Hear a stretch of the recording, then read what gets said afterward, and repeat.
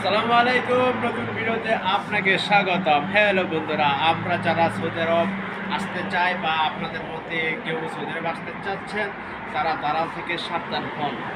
দালাল একটি মারাত্মক ব্যাধি, যা মানুষকে ক্ষতি সাধন করে। আপনি 6 লাখ টাকা খরচ করে আসবেন, ঋণ করে আসবেন, কিস্তি তুলে আসবেন, সৌদি আরবে আপনি কাজ করবেন মাত্র 20,000 টাকা বেতন।